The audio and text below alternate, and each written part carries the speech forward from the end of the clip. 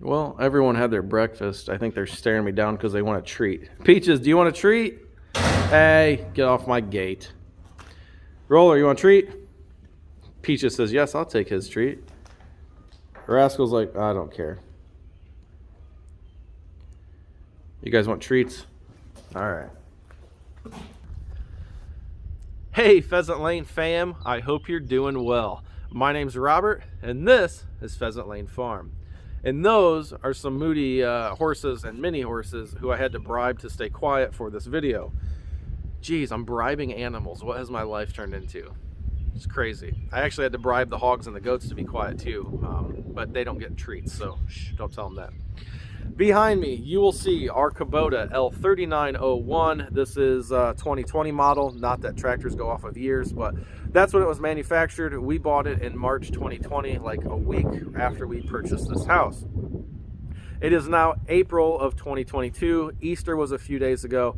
I think we're at 418 or 420 hours. I would have to go look, but we're in that range. Real quick, I just want to take a quick time out. I meant to do this video a week and a half ago. Sometimes in life you get phone calls you don't want to hear. That someone passed away, unexpectedly. Two friends, 138, 131, on opposite ends of the road I grew up on, passed away in the same week. That stuff hits hard. So he just really wasn't in the mood to do videos. I tried to spend time with kiddo on spring break. We went fishing, and then we had Easter. We were at Put in Bay one day, and then we're in Columbus, Ohio the next day doing family stuff. So I figured this video could wait another week, and I think you guys would understand of all people. So let's get into this review. Like I said, 2020 L3901. This is, I guess it's not really a review, but the 2-year update. I've done a lot of reviews on this tractor, but I get a lot of emails and people saying, hey, can you do another update on the tractor? We want to know how it's holding up over, the 2 years, the 400 hours. I think we're at 420, or if I didn't say that already, I think today is the 20th. So 420 hours on April 20th, 420, 420. That's a coincidence. And I guess it's a pot holiday I saw in the news on Ellen or something. I don't know. So this tractor is the backbone of this farm. This place would not be what it is without this tractor. If you go way back and check out some of my earliest videos on YouTube, I had the old Husky 22-ton out splitting firewood. That was right here. And now we have a beautiful barn behind us, pastures. All this was cleared by that tractor. Got a pile of logs I still need to clean up, and it got so windy here the other day that it ripped our portable hay shelter. It ripped 6 anchor screws right out of the ground. Now we live in a woods, so usually it doesn't get that windy here. I'm not sure what was going on. Blew a bunch of stuff all over. Gonna clean that up after I get this video done. But the guys are saying, hey, what are things we should watch out for? So let me tell you real quick. The hose clamps on the hoses on this tractor are, I don't know what the deal is.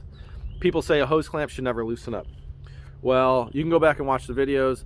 Again, last fall, and it seems to be at a temperature change. I don't know if I'm onto something, or that's just me, or that's just when this tractor decides to do it. When it goes from summer months and starts getting cold, Amber told me, hey, she was using the tractor, she goes, it's leaking coolant on the garage floor. Okay, went back, tightened those hose clamps up. This about 2 weeks ago, when we went from real cold, and it went from real cold to warmer I should say, I came out and there was 2 coolant leaks on the brand new concrete floor. So watch your coolant hose clamps. I have a video on it. They usually will leak behind the front tire, or is where it will drip to the ground, but actually the leak is way up here. So a couple things to keep an eye on. That's the main thing that kind of annoys me with this tractor, and it's not all the time, but it will leak coolant. I had 3 major coolant leaks on this tractor since I bought it in March of 2020. Now, another thing I get a lot of questions on, and I'll move over here, is we want to buy that tractor, but we heard the loader capacity is crap. Well, it depends. So oddly enough, last thing from what I researched, tractor companies do not have a standardized test for measuring loader capacity. It's a common knowledge that Kubota kind of underrates theirs, but I get a lot of guys that say, man, I really want your tractor, but I'm buying X, Y, and Z brand only because the loader capacity is higher. Now that's on paper. Some measure from the lift pins back here. Some measure a certain distance out from the load pins, which can affect the weight. That's just pure physics and geometry. Now, I have a hard time seeing this. The tripod broke on a fishing trip 2 days ago, so the camera is literally rubber band onto the tripod, so forgive me, I can't see from here to here. But yeah, they measure out different lengths. It is what it is. Now, these are not put together by robots. A lot of these are hand assembled. There are going to be some issues. Now, this is an LA 525 loader. A lot of you know this, but for you that don't, this loader, LA 525, was on the L2501, the 3301, and the 3901. The only major difference in those tractors is engine size. The 2501, or 2 now, does not have emissions. The other ones still have the emissions. And I believe that they might be cutting out the 3301 from an article I read. I don't know if that took effect yet. But I have the same loader as Robert Zucker. Some of you guys know him from Zook's Welding. You buy his products, you support him and his family. That's fantastic. He came out after I got hurt and he unloaded some oak off of his flatbed trailer he gave to me, which was a very kind gesture. And he goes, man, your tractor lifts more than mine does. And I go, they're the same loader, man, same hydraulics, everything. And engine power does not affect hydraulics. Just another tidbit I'm going to throw out there for you that don't know that. This has never been shimmed. I've never run a PSI gauge on this. I don't know what the hydraulic pump is tuned to. But his loader was nothing close to this. So he bought a shim kit, did all this stuff. Make sure you're still within factory specs. The last thing you want is to break a hydraulic hose or cause damage to your tractor, or more importantly, hurt yourself. But he got his up. I think he just added a tiny shim, and he goes, dude, it's night and day difference. So I guess mine was just shim different from the factory. I've never touched it. And this tractor with the everything attachments, Wicked 55 grapple, will pick up any log I need it to for our firewood operation, which is, I used to sell firewood, then I got hurt, now it's just for our stuff here. But I think I have a couple pictures I'll put in here. This tractor will pick up some logs that on paper it should not even come close to. People say, call me a liar, said I've shimmed the tractor, all this stuff. I promise I don't even know where to shim the tractor at, and I don't have the kit to do it. I've never felt the need to have to shim this tractor. Rear tires are loaded. If you're looking at one of these compact tractors, that is the first mod I would do to your tractor, is get those tires loaded. Now, I know guys are like, oh, I'd just rather put a couple, 1,000 pounds of a concrete block or a 3-point or stone on the back. That's fine. But sometimes you're going to want different implements on there, or sometimes, like we use this tractor in the barn, the woods. I don't want the extra weight hanging off the back of the tractor or the extra distance. I still do add weight. Most of the time it has a land plane on the back for weight, but I can do everything I need to do around here. Mostly I move stone, full bucket loads of limestone, roughly 900,000 pounds, with loaded tires. Sometimes it gets a little squirrely, so load your rear tires. The next big complaint on this, that people say to watch out for, all this stuff, is the front tires. Check your front axle. Now, I'm getting ready to do the 400-hour service, so I don't know. I haven't checked it. I figure there's no point in checking it. I know there's been on Facebook people saying, hey, my front axle's fluid is so low, all this stuff. I'll let you know. I'm going to do the service later today or tomorrow. And yes, I know I'm over the 400 hours by 20, but I think we'll be okay. Check that. That is something that I'm assuming it's low, because every other Kubota that's been bought recently in the last couple years, guys say is way low. Back to the tires. Now, we have moved 500 to 600 ton of stone with this tractor, not counting the stuff that I hauled in and Gavin moved with the skid steer last year. The front tires, on one hand, I'm like, man, considering all the stuff I've put them through, they're holding up well. On the other hand, they're starting to wear out a little bit. Now, this tractor's 2 years old. Like I said, it gets used a lot. And we've put in 3 parking pads, the barn pad with this tractor, and right here is about a 300, about the size of a football field of stone that we've had hauled in. I still got to haul about another 225 ton to finish that in the second driveway. So that's a lot. And when I move stone with this tractor, most of the time I'm in 4-wheel drive, or else you can't get a good scoop. So I know there's guys that say they should never be in 4-wheel drive. There's guys saying they should always be in 4-wheel drive. Hey, do what you want to do. You spend the money on your tractor.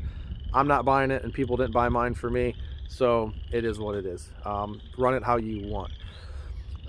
Now, I love a lot of things about this tractor. The one thing, and I will say this, if you are in researching tractors or anything right now, the one thing that I kick myself in the butt for, and even Amber wishes we had, I wish I bought a tractor with a cab. When I went to buy all the fluids and filters to do my 400-hour oil change service about a month ago, yeah, I've had the stuff a month, I still haven't got it done. I sat in a Kubota L3560, I believe it was, the limited edition.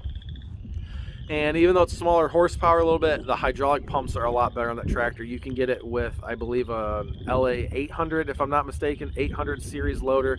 This is a 525. So I sat in that tractor and I liked it. And I was talking to the dealer. Next thing I know, I hear the cab door shut. Kiddo got into the cab of that tractor and I couldn't get her out. She says, we need to take this home. I go, hey, I agree. If you can convince your mom that we can take this tractor home, I'll buy you some ice cream. I'll even take you to Chuck E. Cheese or wherever. I'll take you shopping, okay? Some Beanie Babies or whatever kids are into now. She's an outdoor kid, so I don't know what most kids are into. She's a little different.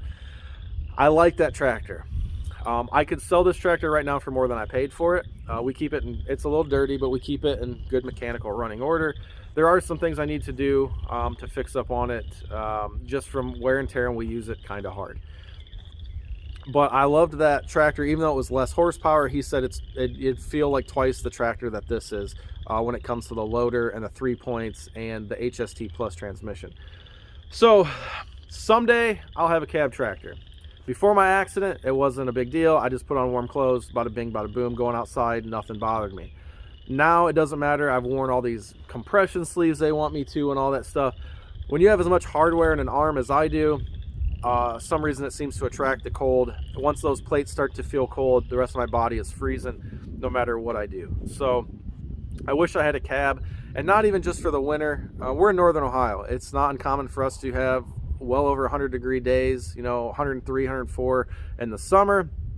And then we can have, negative 20 in the winter. So just a massive swing of temperature ranges. I wish I bought a tractor. Yes, I know it's more money. When I bought this, they didn't have, you had to go buy like a B, I believe, to get a cab on it, a deluxe tractor. Now they have the MX 58, the MX 60. For what I do, I think the 3560 would probably do what I want it to do. But I don't know. I haven't sat in an MX 60 yet. No one around here can get one. And Amber just got a new car, so there'll be no tractor for me anytime soon. And that's fine. I kept her old car. 35 miles a gallon out of a little Toyota Corolla is way better than 18 to 22 out of the diesel truck. So I'm gonna walk you around. I'm gonna show you some things that have changed since we bought this tractor. There's not a whole lot since the last video, but just watch those hose clamps. Those are a major pain. I don't know if you should double clamp them. I don't know, but I've literally found some hose clamps that had slid down the hose from the factory that I've had to fix, tighten up, and all that stuff. So let's move back to the tractor. I'll show you some stuff I've done to the back of it and some things I need to do.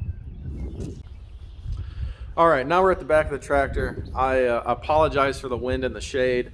We got a really bad northeast wind today. If we didn't, I'd be out in the lake fishing, but that just didn't happen today. So things to watch out for. Maybe your tractor's different.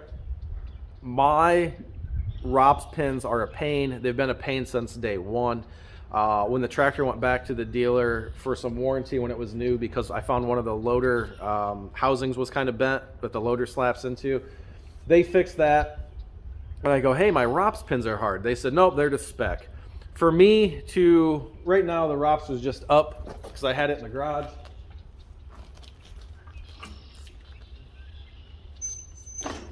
So for me to get these pins in, which I do, it takes at least 2 people.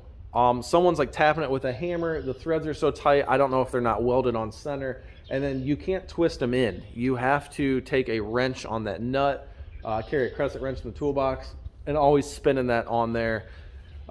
It's just a pin. Now that the tractor's out here in the barn, it's either on the horse side or the cattle side. I'm going to leave the ROPS up all the time, so I got to call my brother and have Amber home so we can get those pins back in.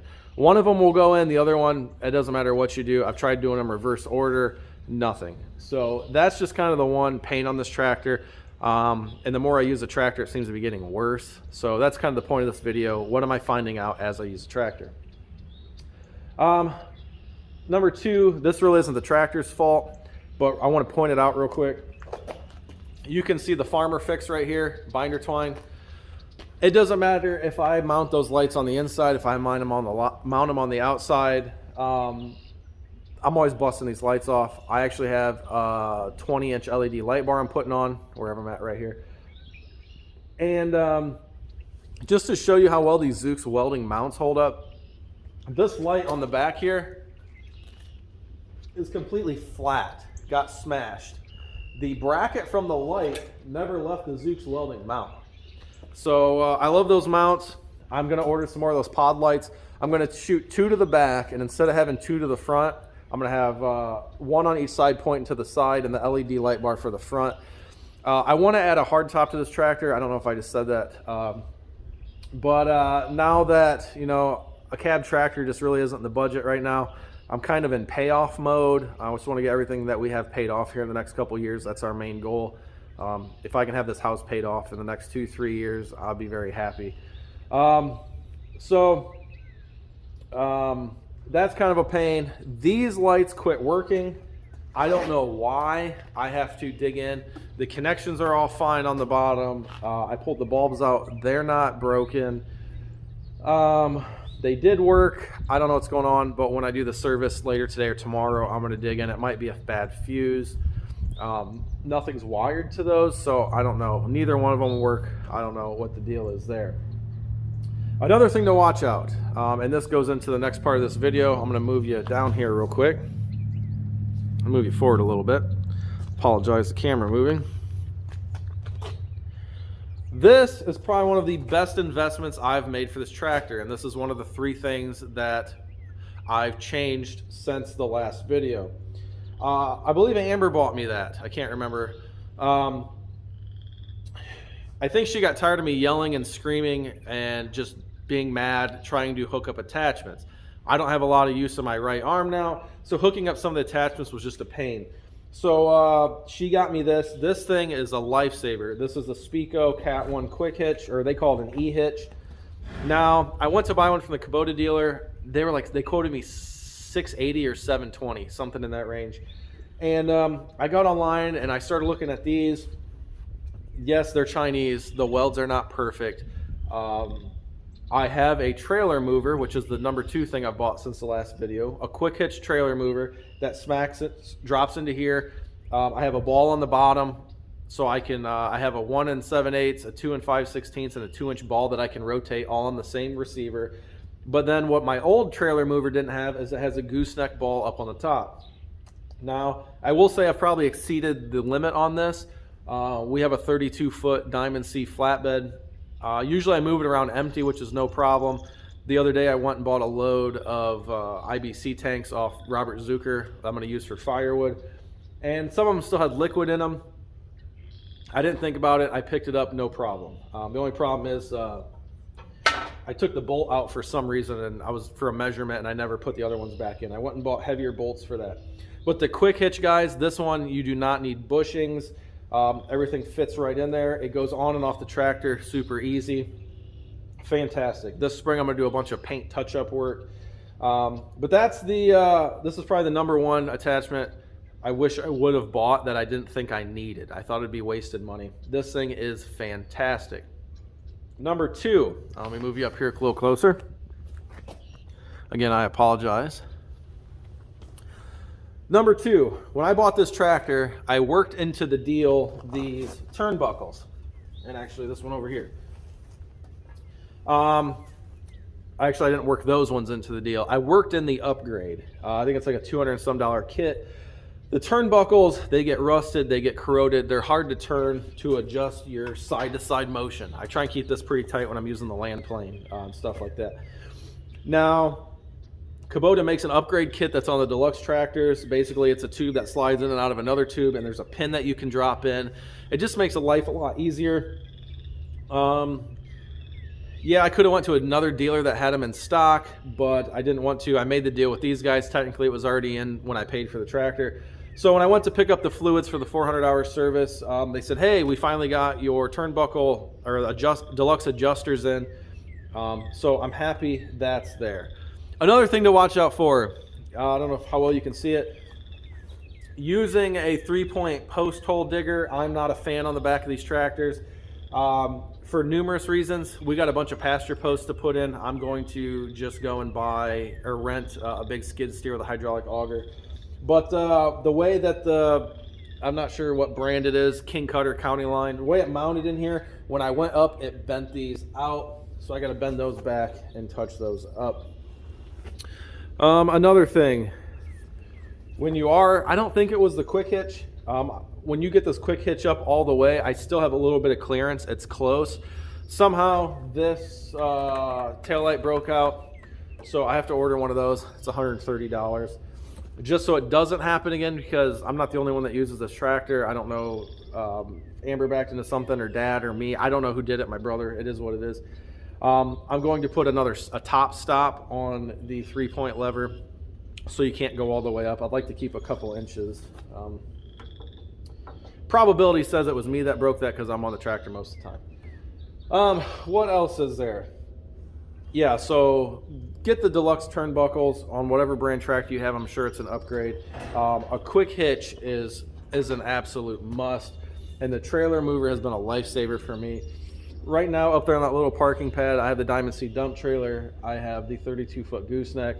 I have our enclosed 6x12 trailer that we sometimes haul pigs in, but mostly it's all my brother and my dad and I's hunting stuff, our decoys and field goose hunting stuff. And then our 19-foot walleye boat is also up there right now. So I couldn't get all those packed in just by using the truck. So the trailer mover is just absolutely fantastic. I can go up by the house, whip that 32-foot gooseneck around, back in, and never go in the yard. That's impossible with my truck just because of the length. And this thing, the short wheelbase, it's amazing for moving trailers. What else do I want to talk about real quick? Oh, so the 400-hour service. I got a quote for almost $1,000 at the dealer to do the 400-hour service.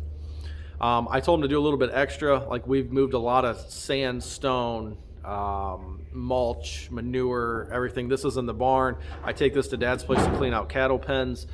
I wasn't, according to the book, I don't think I was due for a air filter yet. I said, give me everything that you can change on this tractor. So it's a little more than your standard 400-hour, but fuel filters, air filters, oil filters, hydro filters. There's 2 hydro filters on this tractor. All the fluids, 5-gallon buckets of fluid. Everything that I said, that you think this tractor could even possibly need, I want it.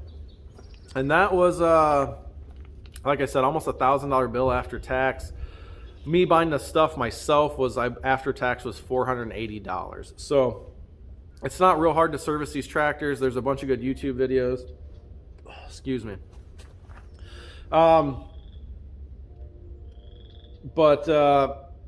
It's not that hard if you have a few oil wrenches and a small toolbox of tools. You can do this yourself and save a lot of money.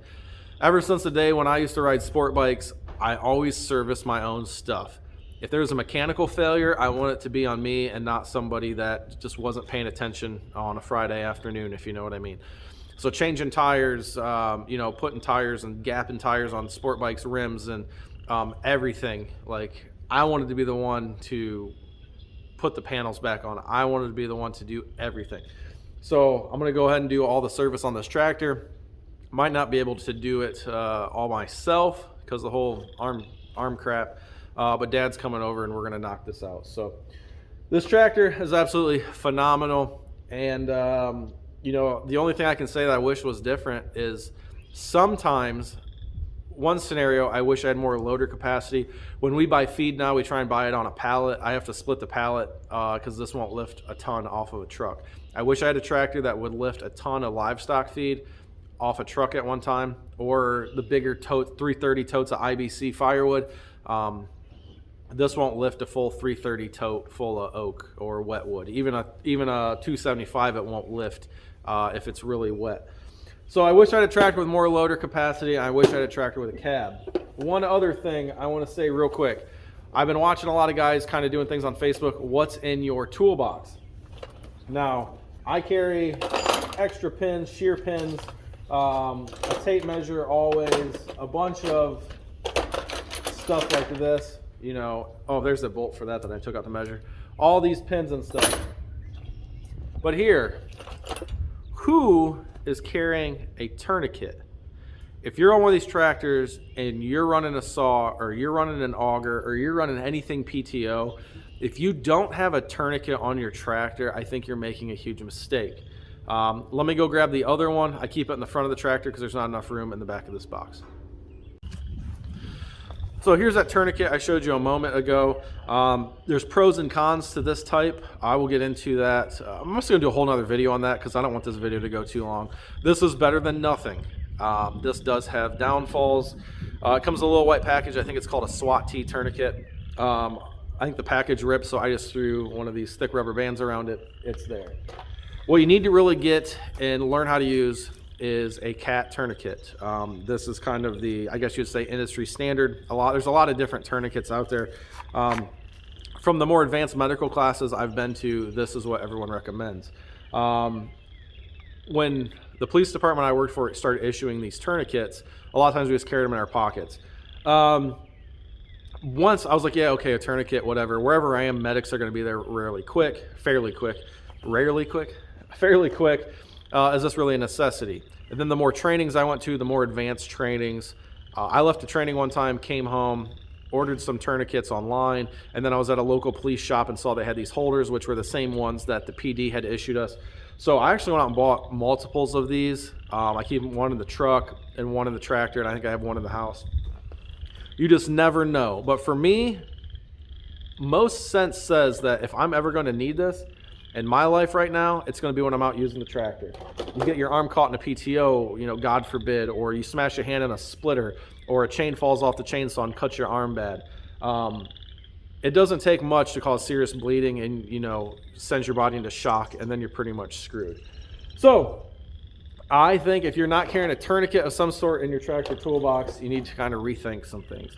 So I hope you guys enjoyed this video. As always, it went on a little longer than I wanted it to. But right here, we were talking about it earlier, right here is where I used to split wood. We moved in all that stone. We moved in all of this stone, the barn pad down there. I still got a couple 100 ton to haul in because we unfortunately have a pond down there from stone we didn't get hauled in last year. So thanks for watching, guys. And just a quick recap, I wish I had a cab and I wish I had more loader capacity. Other than that, keep an eye on your hose clamps, keep an eye out on your fluids, and do your regularly scheduled maintenance. And I really can't think of anything else. So take care, everybody. We'll catch you on the next one, and maybe I'll shoot some video here shortly and put out another video running this land plane on a driveway that's pretty beat up. Take care, everybody.